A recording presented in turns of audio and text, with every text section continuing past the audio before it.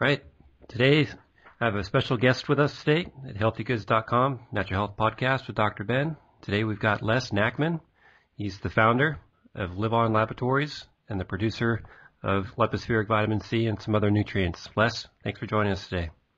Oh, thank you for having me. Glad to be here. Yeah. So I read about some on your bio last week, and it was pretty interesting how you came to discover, basically improved absorption of vitamin C. Can you explain how that worked for you, the process? Well, I was facing death from a bad heart condition, and it was recommended to me that I seek help from some enterprising medical doctors who were treating heart disease and other diseases, and non-allopathically, and I did. And they submitted me to very, very high-dose vitamin C intravenous injections, infusions, which worked wonders for me. And during the course of that treatment, it became evident, and the doctors also suggested to me that if they knew I was in the food supplement business, which I've been in for a long time, and they suggested that if I could find a way to introduce high-dose vitamin C or the effects of high-dose vitamin C in a substance that could be taken orally and not have a person go through the expense and the pain and the time involved in getting an IV infusion, I would have a product that could benefit mankind dramatically. Well, I thought it over. In the meantime, the 6 months I had under their treatment, I had plenty of time to reflect on and investigate high-dose vitamin C, which I heretofore thought was basically vitamin C like everybody else thinks. You don't think of vitamin C as being able to conquer and cure virtually every pathogenic disease known to man, but it turns out that is exactly the facts. And if you get into high-dose vitamin C and you read the work of some of the men in the vanguard of the vitamin C situation, like Cathcart, like Linus Pauling, like Wiebe, and on and on and on, you come to realize that there's over 100,000 papers written on vitamin C, and that virtually every pathogenic disease known to man has already been cured, not treated, cured with high-dose vitamin C. Well, I was astounded when I got into the literature. And by the way, we unearthed about 18,000 trials.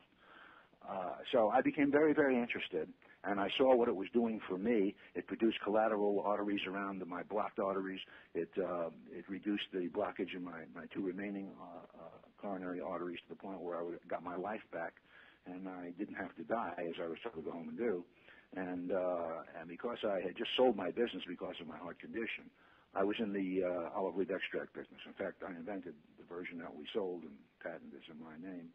And we did very well with this, but I couldn't function and had to sell out. And of course, I was facing death due to a deteriorating heart condition. Well, the vitamin C saved my life, and I got so enthused about what I could do, and I know people all over the place. I've been in mail order business since 1959. I know a little bit about it. And I've been in the food supplement business since 1988. And so I started to reach out around the world for different modalities that might produce an oral product that would have the same effect as intravenous vitamin C.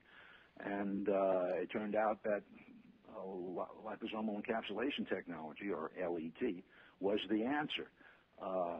Liposomes are submicroscopic particles that encapsulate a molecule you're trying to deliver into a body, and without having any activity by gastric juice, and small enough because you reduce the size of these molecules to like 100 nanometers or slightly larger, which is an incredibly small size, and they just slip right through. You don't need a carrier mechanism to get an oil-based or a water-based substance into the blood.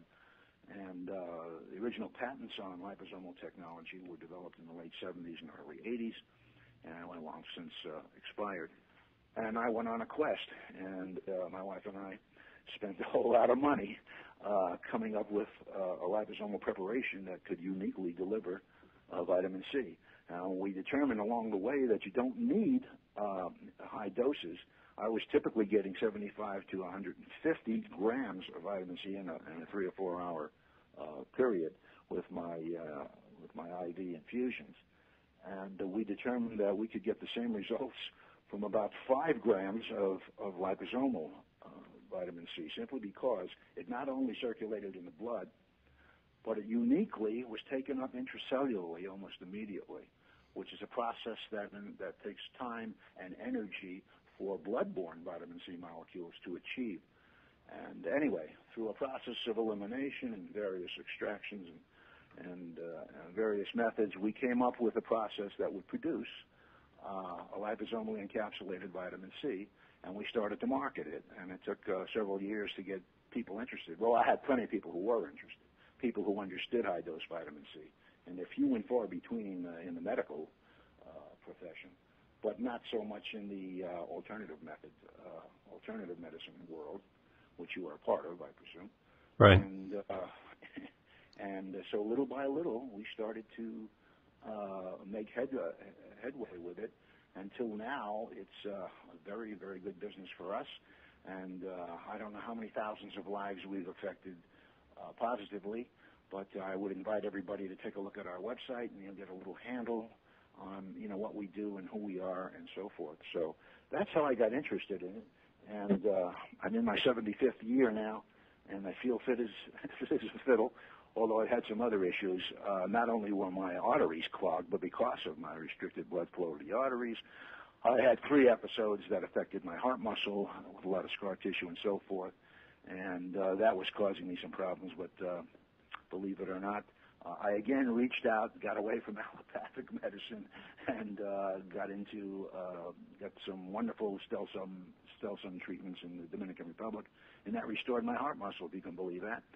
So I'm a great big fan of alternative medicine, and I praise God for people like you who take that chance and get in and get out from allopathic medicine and help people with alternative methods. So, but anyway, that's how I got into this business. Now we have other products as well.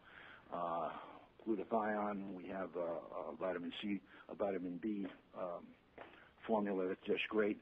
We're coming out with ALA, alpha-lipoic acid. We're going into curcumin. And you can't believe the wonders that can be done. If you can deliver substances that don't make it in the stomach, because the stomach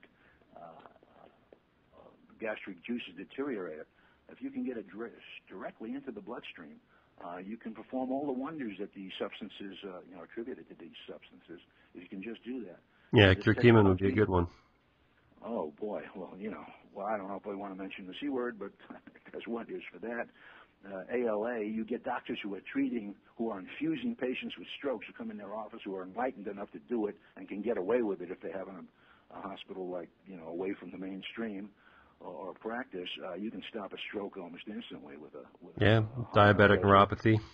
Yes, yeah. Oh, unbelievable what can be done with high-dose vitamin C if you do it, with ALA, lipoic acid. So we're developing that too. And there's a very, very bright future for our company, unless, of course, Uncle Sam puts us out of business, as they're wont to do. They seem to be hell-bent on some mission to eliminate the food supplement business from existence. And they just recently made intravenous C, the production of the intravenous C, illegal. I don't know if you know that. With the McGuff company, they put them basically out of business. It's just a national disgrace. And they just bend and yield to the dictates of big pharma, and it's just a horror what's going on. And very soon, Americans may very well lose the right to purchase food supplements. So that's one of the things I'm very passionate about. Government's just determined to restrict supplements. And I don't know where that's all going to end, but we contribute to every cause that mounts, an effort to stop that. But that's where it's going. In Europe, of course, you already have that problem. There's a document called the Codex Alimentarius that has been implemented by the European Union, and they consider anything over 70 or 80 milligrams of vitamin C as something that needs a prescription, if you can believe that. And, of course, 80 or 90 milligrams of C is like kissing your sister. There's nothing going to happen if you take that. Right. So, anyway, that's how I got into this. And, my background was supplements, so I knew how to proceed. Once I found something that I was, convinced worked, and, of course, myself, my own body, and my own heart, told me that high-dose vitamin C worked. And when you start reading the works of these great pioneers in this effort, you'll come to realize that too. All you got to do is get to Google and plug in vitamin C and behold wonders. But most people haven't got a clue what vitamin C can do. So. Yeah, especially standard medicine, as you say, big pharma is just that, big pharma. Mm-hmm. Just looking for the short term, fortunately. But I'm glad that people are starting to wake up, and I'm glad that you found the alternative and went for it as well, because, people they're on their deathbed, and usually they come to the naturopaths or alternative medicine when it's too late. As they should. Yeah, but sometimes it's just too late, and it's I'm glad that you got there first and were wise enough to understand that. Here's my philosophy concerning that.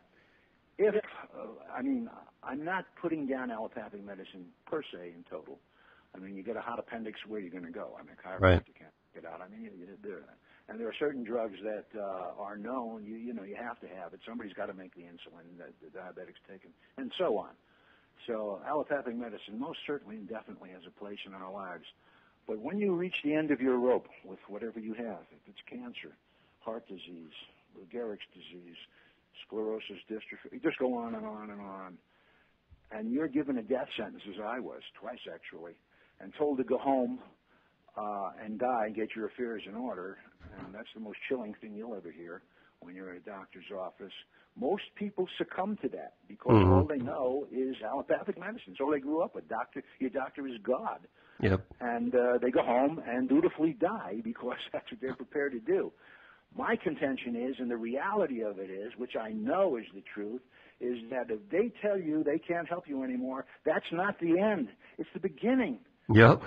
There are realms of healing out there, Dr. Ben, that have survived thousands and thousands of years, that go way over and above what allopathic medicine, can do for you. And they've stood the test of time. And to not avail yourself of them is shortchanging yourself. And it's so foolish. So I regard getting a death sentence from your doctors as just the beginning. Not the end. It's the beginning. Somewhere, someplace on this earth, somebody is treating or curing your problem and has been doing it for a long time. Unfortunately, I say all you have to do is find them, but that can be a chore. But not as hard as you think it is if you have access to a computer and start reaching out. There are realms of healing, as I said, that are totally unbelievable, And so that's what I did. When they told me I was going to die, I said, no, I don't think so. What they're telling you is that they can't help you anymore. Right. Bear in mind, allopathic medicine is a recent 20th century invention. 1913 it was implemented. In our country, you take acupuncture, goes back 5,000 years. Right. I don't know how old homeopathy is, and I don't know how old your discipline is, but I submit it's way before the 20th century. So, that's what I would like to. I think people should try and understand, take hope, and unfortunately, these modalities, if they're not covered by your Medicare or your insurance, leave you with a big problem, and that is, of course, resources to access these treatments if you find one. And that's the problem. You can't bill Medicare. I don't know if you can or not, but, if you're going to China or the Dominican or wherever you're going, and you're going to have to, utilize your own resources. That's the